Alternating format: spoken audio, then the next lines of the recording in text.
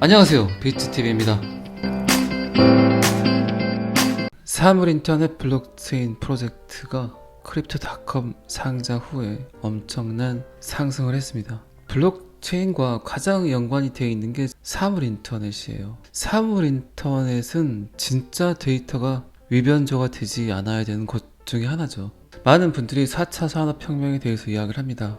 사물인터넷, 빅데이터, 공유경제, 드론, 그리고 인공지능, 그리고 로봇까지 다양한 컨텐츠들이 있는데, 이 4차 산업혁명 산업군들의 각각 완성도를 극대화시켜줄 수 있는 산업군이 블록체인이라는 거죠. 자, 여기서부터는 구독자분들에게만 노출이 되는 영상입니다. 구독, 좋아요 좀 눌러주시고요. 여러분들도 곰곰이 생각을 해보시면 데이터의 위변조가 결국 가장 중요한 키워드예요. 비트코인이 대단한 건 2009년부터 지금까지 단 한 번도 블록에 대한 해킹이 되지 않았다는 게 가장 대단한 업적입니다. 그것도 이제 중지자가 없는 그 네트워크의 참여자들이 직접 검증을 해주는 시스템이 그렇게 쉬운 게 아닙니다. 그러니까 블록체인 하면 지금은 데이터의 위변조를 할 수 없는 프로토콜이라고 사람들이 이제 인식이 돼버렸죠. 지금 현실과 가장 밀접하고 약간 위험할 수 있는 그 사물 인터넷 중에 하나가 제 생각에는 무인 자동차 같아요. 데이터의 위변조가 단 한 건도 일어나서는 안 되는 거죠. 사람이 없는 상태에서 자동차가 움직이는데, 솔직히 여러분들도 지금 무인 자동차가 내 집 앞에 있다고 해도 그거를 정말 아무런 걱정 없이 탈 수 있는 사람이 있을까요? 데이터의 위변조 형태는 너무나 많잖아. 또 그런 것들을 노리는 해커들이 존재를 하고, 결국 이런 것들도 디지털 안에서의 신뢰죠, 신뢰. 정말 똑똑한 프로그래밍이어도 아직까지는 100% 인간이란 존재가 디지털을 신뢰하지는 않는 것 같아요. 사람을 사람으로 인식하지 못하고 물건으로 인식을 한다던가, 그리고 브레이크를 밟아야 될 타이밍에 액셀레이터가 눌러진다던가, 이런 것들에 대한 데이터들이 충분히 완성도가 높다고 생각을 하겠지만, 그 누군가는 이런 현상들을 해킹을 할 수 있다는 거죠. 그렇기 때문에 4차 산업군들은 거의 다가 데이터의 위변조가 그 핵심입니다. 그래서 블록체인이라는 위변조가 불가능한 이 프로토콜이 그 안에서 수많은 일을 하게 될 거란 이야기죠. 제가 이런 기사도 굉장히 기다렸어요. 사물인터넷이 언제쯤 이 블록체인과 결합을 하게 될 건지, 이거를 어떤 기업에서 먼저 손을 대서 이 시장을 발전시킬 건지. 그런데 지금 이렇게 현실화가 돼서 이런 기사들이 뜨잖아요. 어쨌든 기업들은 많은 돈을 들여서 이 데이터베이스를 지키기 위해서 노력들을 하죠. 그런데 블록체인이 결합이 되게 되면 데이터베이스를 지키기 위해서 쓰였던 수많은 돈들이 세이브가 된다는 거죠. 그러면 소비자 입장에서는 일단 신뢰도가 굉장히 높아질 뿐만 아니라 지금보다 훨씬 더 저렴한 비용으로, 그게 차량이든 그 외 어떤 제품이든 훨씬 더 저렴한 가격에 구매를 할 수 있다는 거죠.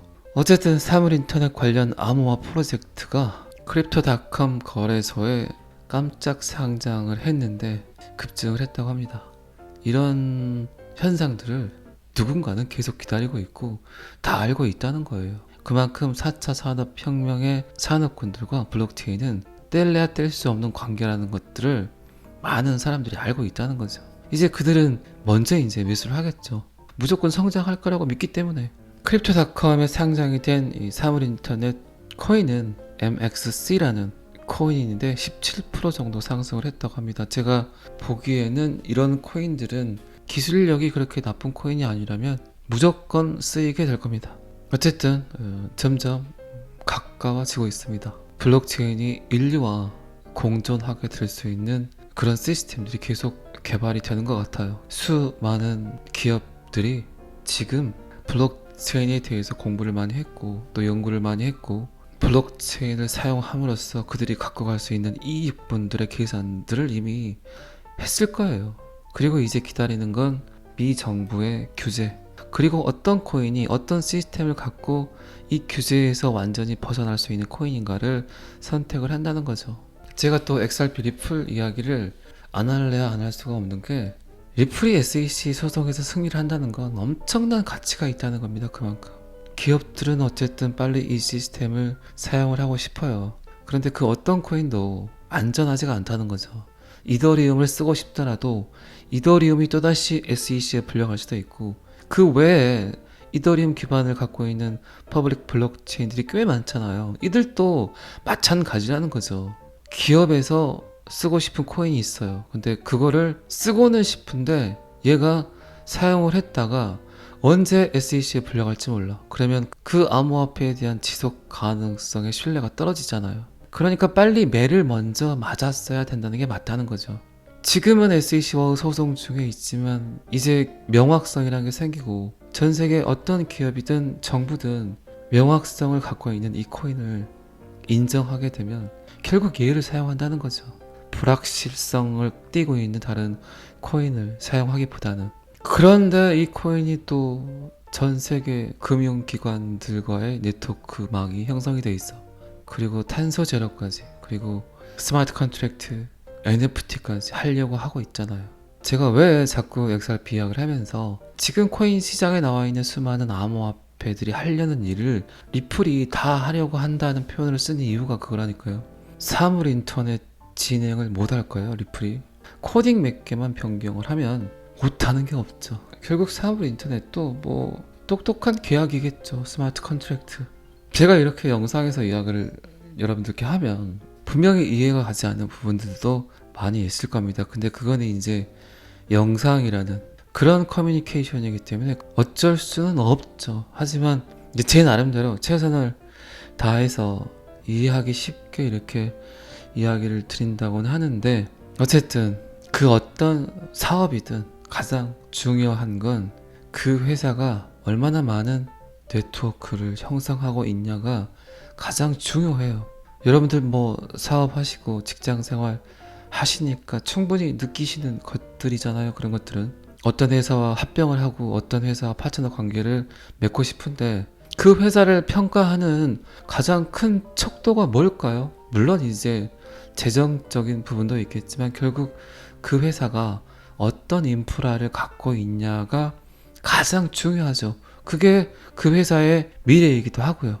또 사물 인터넷 이야기 하다가 제가 또 XRP 이야기를 합니다. 자, 이 기사는 여기까지만 보시고요. 제가 예전에 한번 이야기 드린 적 있죠. 제가 관공서에서 연락이 와서 NFT 강의를 하게 될 것 같다고 이야기를 드렸는데, 지금 요거를 제가 좀 빨리 좀 알려드려서 그래도 광주에 계신 분들, 광주에서 예술 활동을 하고 계시는 분들 중에서 참여를 하시면 굉장히 좋은 프로그램이거든요. 제가 최소한 저번 주에는 이 이야기를 했어야 되는데 영상을 제작을 할 때마다 잊어먹고 하다가 오늘 제가 이야기를 드립니다. 이 프로그램이 굉장히 좋아요. NFT 예술 196이라는 이 프로그램인데 주최 주관은 어쨌든 광주광역시 동구청에서, 그것도 이제 미로센터에서 주최를 하고요. 후원은 국제시각문화예술협회에서 후원을 합니다. 제가 여기서 할 일은 6월 30일 날 먼저 오리엔테이션 NFT에 관해서 이야기를 할 거고요. 그리고 이제 청년 작가, 중장년 작가 이분들에게 이제 따로 또 좀 더 구체적인 NFT에 관한 이야기를 할 겁니다. 그런데 지금 여기에 참여를 하고 싶으신 분들은 월요일, 화요일까지 신청을 하셔야 된다고 해요. 28일까지 신청을 하시게 되면 저도 보실 수도 있고요. 그리고 이 프로그램에 참여하신 미술 관련 예술 활동을 하시는 모든 분들께 직접 본인이 그린 그림들을 디지털화해서 NFT 마켓에 런칭까지 할 수 있는 그런 경험들을 할 수 있는 기회가 될 것 같아요. 관심 있으신 분들은 참여를 하시면 재밌을 것 같아요. 제 생각에는 굉장히 이런 시도를 한다는 것 자체가 동구청이 대단한 거죠. 이런 날이 올 줄은 알았지만 관공서라는 곳에서 이거를 받아들일 수 있을까? 어쨌든 이 비트코인 암호화폐는 탈중앙화라는 이미지가 크잖아요. 그런데 이렇게 시도를 한다는 것 자체가 참 대단한 것 같습니다. 저도 지금 이 강의 때문에 자료 준비를 좀 하고 있고, 이런 경험들을 한다는 건 새로운 경험이니까, 그리고 여러분들이 이거를 잘 배우셔서 크리에이팅 기반 마켓에 판매할 수 있는 등록까지 한다니까, 잘 배우시게 되면 주위에 이제 미술인들이 많잖아요. 그런 분들께 강의를 할 수도 있는 거고, 뭐 여러 가지 형태로 활용할 수 있지 않을까요? 저는 그런 생각을 합니다. 어쨌든 요거 참여하시면 아주 재밌을 것 같습니다. 그리고 혹시 저 보게 되면 꼭 이야기하십시오. 제가 맛있는 커피라도 꼭 한 잔 대접하겠습니다. 방금 전에 NFT 이야기를 했는데 세계 최고의 축구 선수 다들 아시죠? 크리스티아누 호날두 바이낸스와 NFT 파트너십 체결을 했습니다. 가장 큰 거물을 전 세계에서 가장 큰 대형 거래소에서 먹었네요. 잘 어울리는 것 같습니다. 업비트하고 호날두는 좀 안 어울리죠. 바이낸스는 최근 포르투갈의 전설적인 호날두와 아주 독특한 다년간의 NFT 협업을 시작했다고 발표를 했습니다. 독특한 협업이 과연 뭘까요? 이것까지는 굳이 여러분들이 안 궁금하실 것 같아서 이 기사는 여기까지만 보시고, 그리고 그제 지금 리플이 상승한 이유에 대해서 써놓은 기사가 있는데 결국 소송 문제겠죠. 소송에서 SEC보다 우위에 있다는 것 때문에 많은 채널에서 XRP 가격 상승을 했다고 이야기를 해요. 그런데 저는 그렇게 생각하지 않습니다. XRP는 지금 2, 3천원 가도 어색하지 않아요. 오를 수밖에 없는 코인입니다. 그게 정답이에요. 소송에서 진다고 해도 XRP 가격은 오릅니다. 그리고 비트코인이 사라져도 전 세계에서 유일하게 남을 수 있는 코인이 XRP 리플이에요. 그런 데이터들을 여러분들이 정말 신념이나 확신을 갖고 있다면 얼마나 제 방송이 재밌을까요? 아니, 비트TV는 비트코인이 사라져도 XRP는 남는다고 하는데 비트코인은요 별로 쓸모가 없는 코인입니다. 그러니까 사라지진 않겠지만 사라져도 별로 어색하지가 않아요. 어색하지가 않다는 건 별로 아쉽지가 않다는 겁니다. 그런데 XRP 보세요. 이 기술이 수장된다는 건 인류가 미친 짓을 하는 거죠. 이 기술을, 이 엄청난 기술을 인류가 받아들이지 않고 바닷속에 버려버릴까요? 미친 짓이라는 거죠. 그러니까 XRP 리플은 미국이 인정하지 않아도 전 세계 어디를 가더라도 그 꿈을 이룰 수 있는 코인이라는 겁니다. 비트코인은 사라져도 별로 아쉽지가 않아요. 어쨌든 그 프로토콜, 그 시스템을 완성시켜 놓은 거 하나는 대단하지만 결국 그 시스템들을 수많은 회사들이 컨트롤 C, 컨트롤 V로 활용을 하고 있잖아요. 그 가치 외에는 없다는 거죠. 그래서 비트코인은 써먹을 거 다 써먹었어. 빼낼 거 다 빼냈어. 없어져도 돼라고 인정할 수 있지만 XRP는 그 누구도 흉내낼 수가 없어요. 제가 예전에 그런 얘기 한번 한 적이 있어요. 제가 월드스트리트 저널 기사를 본 적이 있는데 거기에 나왔더라고요. 리플 회사의 기술력을 그 어떤 회사든 이뤄낼 수 있다고 표현을 해요. 충분히 가능하대요. 그런데 기간이 오늘부터 시작을 해도 최소 5년이 걸린대요.